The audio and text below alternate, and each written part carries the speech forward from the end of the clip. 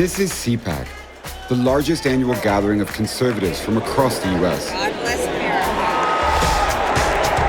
2022 will be the year that millions of everyday citizens stand up to the left-wing fascists. More than a year after Trump lost the election, and with midterms on the horizon, Republicans are looking for inspiration for the future of their party.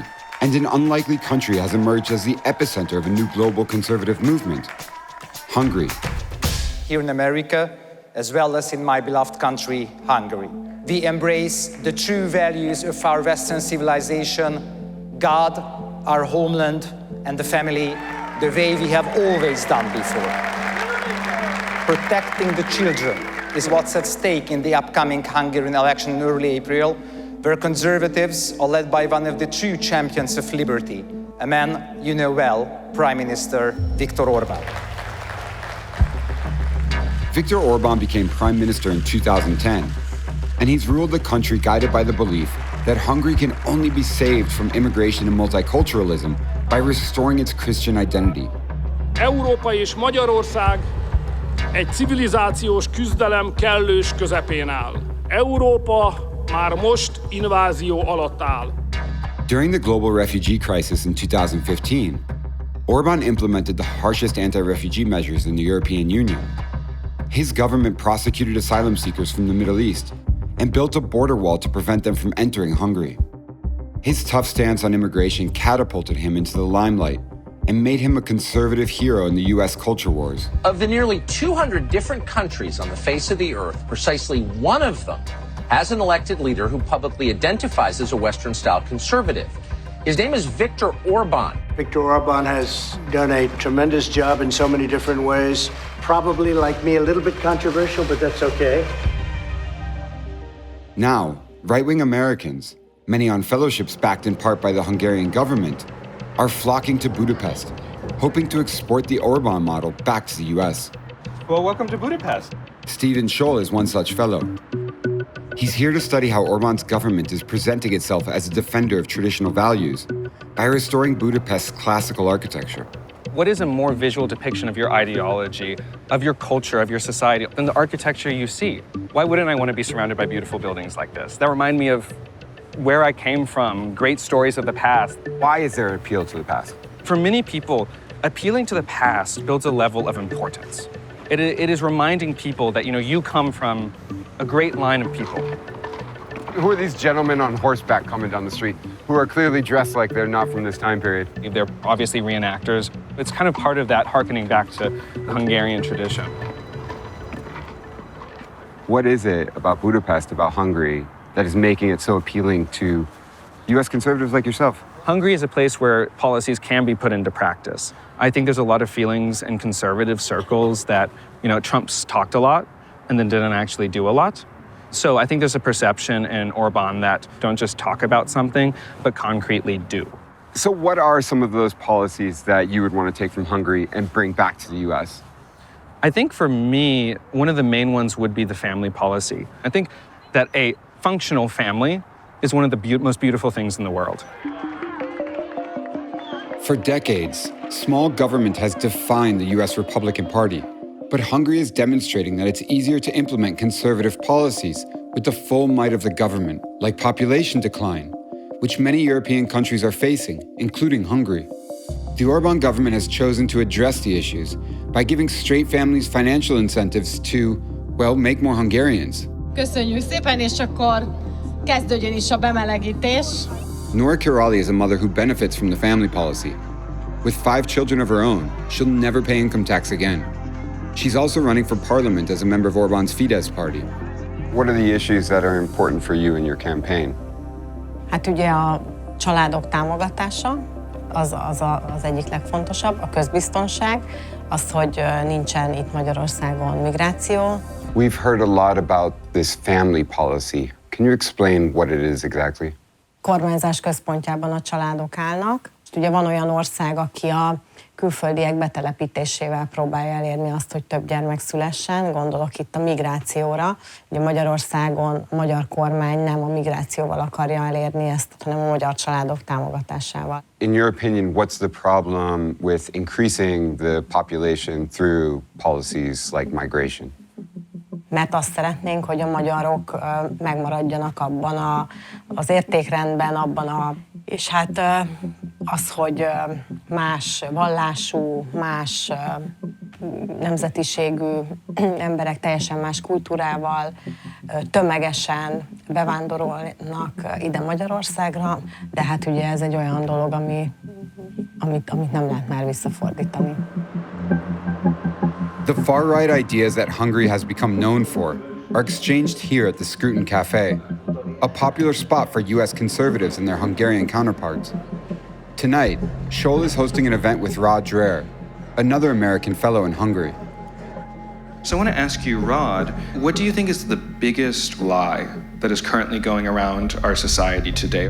I think the most consequential one is the loss of the gender binary, the idea that gender is fluid and that male can be female, female can be male. This is the tyranny of minorities. Dreher is a senior editor of the American Conservative magazine and a New York Times best-selling author. His latest book, which slams what he calls the totalitarianism of woke culture in the US, has just been published in Hungary. What is your vision for the future of US society? What I would like to see is a society that is anti-woke, a society that values freedom of expression, freedom of religion, basically America like I grew up in. If you come over here to Hungary, you'll find that you can get a much more respectful hearing for your ideas here in this conservative country than back in America. So you're coming here to learn from this kind of, can I call it a new conservatism that's been created by the Orbán government? The traditional conservative thinking, if tradition goes back to Ronald Reagan, is that the small government is what we want. Well, that is so outdated. Orbán is not like that.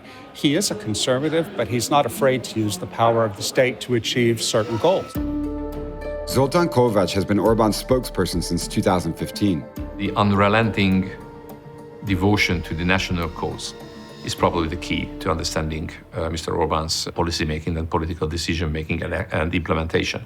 It's easy to talk about things, but it's always very difficult actually to decide and implement. If something is decided, to be able to effectuate it, you need time. But 12 years is quite a long time for one government, for one prime minister. 12 years is a long time, but 20 or 30 years is even more meaningful. People might say that that's authoritarian for someone to rule a country for that long. I can tell you that our perspective is very different. We have an experience, we have lessons, we can share these lessons and others can learn from it. But for Orbán's critics, those lessons involve eroding democracy in order to stay in power. His government has gerrymandered districts, stacked courts, changed electoral laws, and taken control of state media. Although these changes have made it very hard for him to lose, Peter Markizai is galvanizing the opposition. 12 év agymosás után azonban én azt mondom önöknek, most vasárnap valódi esély van arra, hogy Orbán Viktort eltakarítsuk. Hogy ezeket a hazaárulókat leváltsuk Magyarország élén. Does democracy exist in Hungary right now? No, we wouldn't call it a democracy at all. You may not call it a dictatorship, but it's definitely at least an authoritarian regime. A regime where Orbán built up an elaborate system in which he can never be defeated, he can never be replaced, he will always rule. You must be familiar with the fact that there are many US conservatives coming here to learn from Orbán's style of governance. Why do you think that is? I don't know why that is, but I know that it's dangerous. You should take care of your democracy because fortunately enough you have your checks and balances. If somebody is able to switch them off, you would also slide down. This is what happened to Hungary, and I really hope that your system, the 200-year-old American democracy, which I admire, is strong enough to withstand any such threats. Not only are US conservatives not heeding Markizai's warnings, they're embracing the most controversial aspects of Orbán's rule. Harvard scholar Gladden Papin is a senior fellow at a government-backed Hungarian university. What do you want to take from this country and bring back to the US? American conservatives have some anxiety about using power when they have it, which ultimately I think is their undoing. Orbán is a no-bullshit politician who has both the vision to, establish and defend Hungary as a traditional Christian society. He's a controversial figure in Europe. That's undeniable. Yes, he's controversial for a certain reason. Yes, he's controversial because he rejects the liberalism part of liberal democracy. As an anti-liberal, I think that that's good. Does being anti-liberal mean doing things like changing the Constitution in your favor? Yes, obviously. We should pass into the US Constitution anything that is fundamentally required in order to protect the things that have been taken away by other forms of legislation or by the Supreme Court. And I don't think we're at risk of having a highly intolerant, right-wing or conservative society. We're at risk of, because we already have, a highly intolerant liberal society. While many conservatives claim to be under attack in America, the Orbán model is gaining steam in the US, as policies rooted in a traditional definition of faith and family spread across the country. Governor Ron DeSantis has signed into law what critics call the Don't Say Gay bill. There isn't just the Florida Don't Say Gay bill. Republicans are trying to make 2022 the year of the anti-trans bill. And it's not just the policies that are changing. Institutions are getting overhauled in the conservative image as well. The draft of the Supreme Court's opinion shows the court overturning Roe v. Wade in a blistering ruling. It situates the trajectory of the American right to make us in the image of Hungarian illiberal democracy. For Americans in Hungary, this year's parliamentary election is the affirmation of Orbán's style of governing and validation of their belief that U.S. conservatives have something to learn from Hungary. The Prime Minister of Hungary, Viktor Orbán, has secured a fourth consecutive landslide election victory. Kedves barátaim, hatalmas győzelmet arattunk. Győzelmünkért jó szívvel gondolunk az amerikai barátainkra, akik velünk voltak és segítettek bennünket az elmúlt hónapokban. The three of us here, we're all from the US. It's a much different country.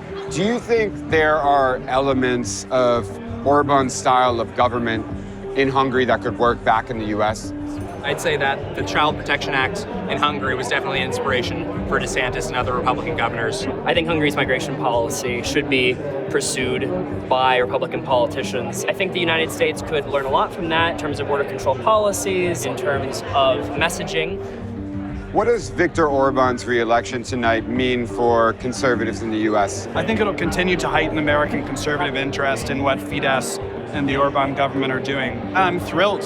It's good to see countries like Hungary that don't hate themselves and don't want to destroy the essence of civilization. Shouldn't we be moving forward now to a time where we can be more inclusive of all kinds of people? Inclusion is basically a bullshit word which is used to exclude, traditional morality, the traditional family, the traditional male-female families. There's no world in which the family and the opposite of the family can really coexist. It's a battle. One or the other has to win.